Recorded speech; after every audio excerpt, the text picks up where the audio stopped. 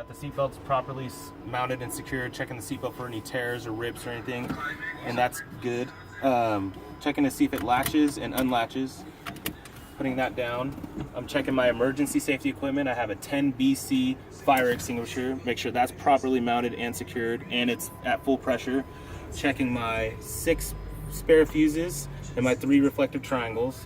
Now we're gonna do the safe start and turn the key into the on position, making sure that the ABS light comes on and off and all other warning indicator lights come on and off, which they are.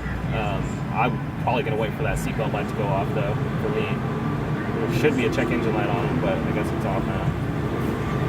And then from there, you're gonna start the truck. And now I'm checking the oil pressure gauge to make sure that that is rising into proper operating range, normal operating range. I'm going to check the water gauge to make sure that's in normal operating range. Check the volt meter. It should be in between 12 and 14 volts. It's at 14, so that's good. I check my fuel gauge to make sure that's working properly. I have a half tank of fuel. Checking my primary and secondary air tanks to make sure those are in normal operating range, which is around 120 psi. Checking my steering wheel for excessive play, no more than 2 inches on a 20-inch steering wheel. That's properly working.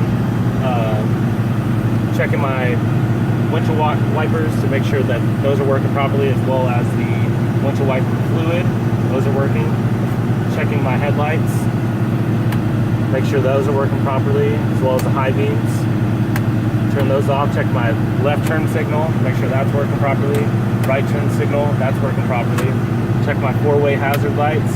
Those are working properly. Check my city horn, air horn, working properly. Checking my windows, driver window and passenger window roll up and down. Unlock, lock, those are working. Check, make sure my heater works, as well as the defrost. That's working properly. AC works. That's working properly.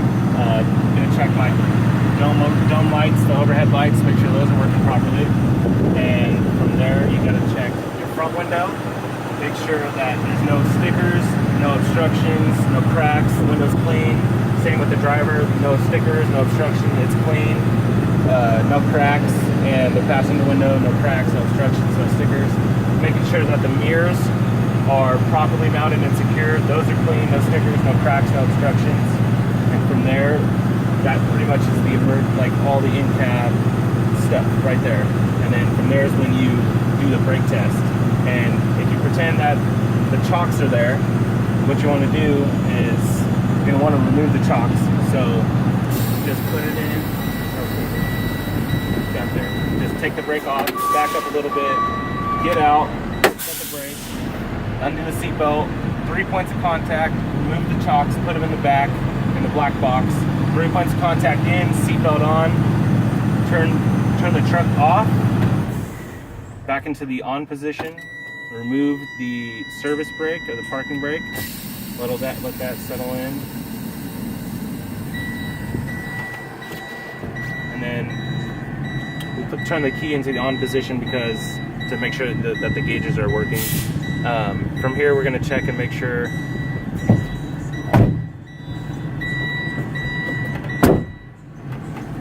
we're going to check for air leaks in the system. So we're going to push the brake pedal all the way to the floor for 60 seconds. There should be no more than a 3 psi air loss in that 60 seconds. Push this down, have your little stopwatch, 60 seconds come on, and there's no air leaks. Now we're going to check to see when the low air indicator light comes on. That should happen around 60 psi, so we're going to fan the brakes. Watch it. At exactly 60 psi that came off. Now we're going to check and make sure that the spring brakes engage. So we're going to keep fanning the brakes, and it should happen in between 20 to 40 psi.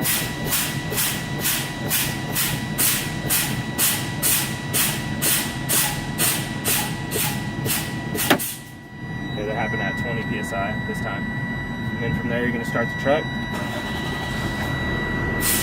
Give it a little gas. The air back in the system. Now you're checking to make sure to see when the low air indicator light comes off, which should happen again around 60 psi.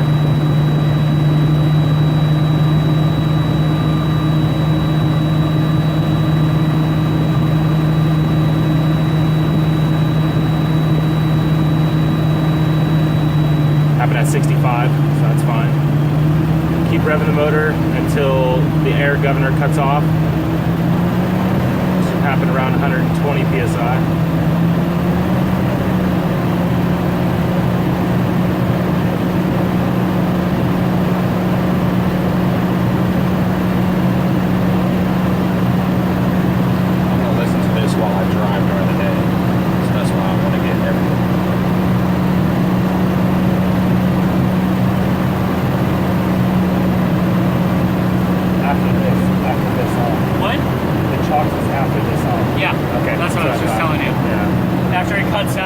That's the cutout, it's 120. Okay, 120. So now we're gonna test the spring brake. No. Now you remove the chocks. So that's where I messed up, right there. Okay.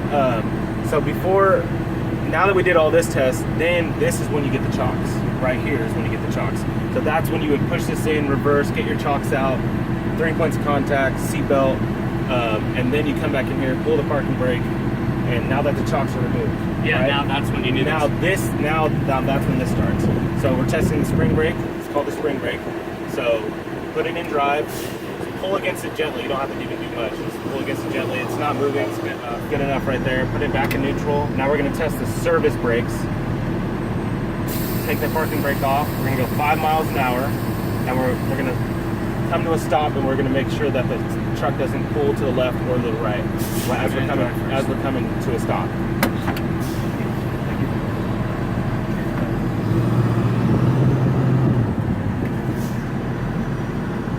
And then pull left or right, pull that, neutral. That completes the test.